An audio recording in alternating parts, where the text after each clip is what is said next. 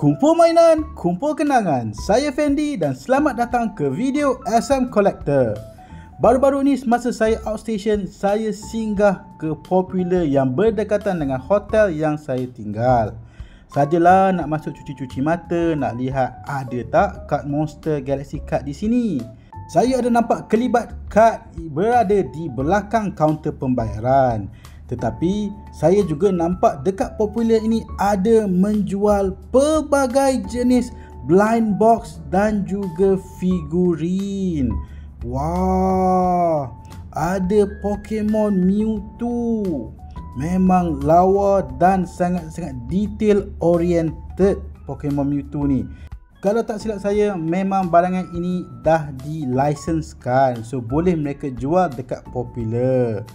Alright. Dekat belakang Mewtwo tu saya nampak ada Togepi dan juga produk-produk dari Sega.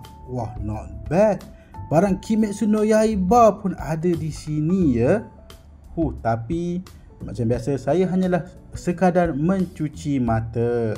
Di belakang tu pula saya nampak ada pelbagai jenis Funko Pop.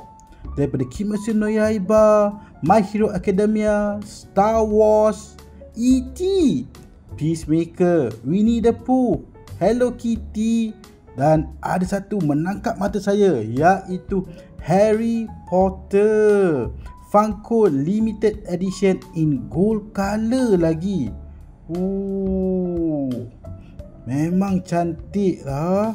Dekat belakang dia juga menunjukkan ada Dobby, ada Harry Potter juga. Tak lain itu, mereka pun ada dari siri Avatar, Genie Aladdin, Witcher, Simpson. Alright, alang-alang dah sampai sini, kita pun ambillah satu kad untuk di-unpack. Dan saya berjaya mendapatkan pack dari siri Vortex. Kad yang agak lama dan susah dapat, tapi berbaloi sebab artwork dia memang cantik.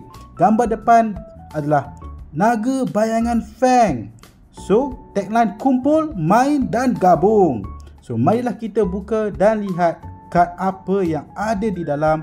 Seperti biasa, kita ambil kad dari belakang dan letakkan di depan.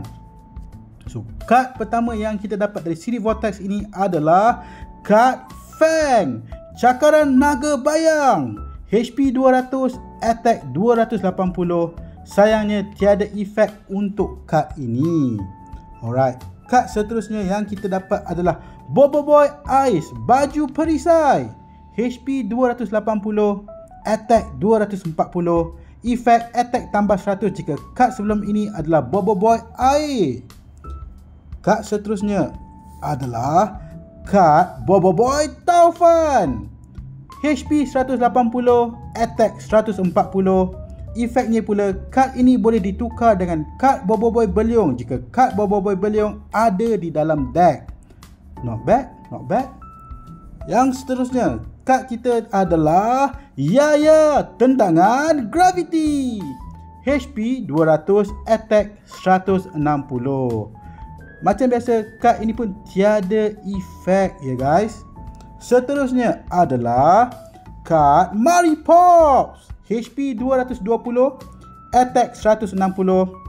Efeknya pula adalah Attack kali 2 jika kad Kuputri ada di dalam tangan. Not bad.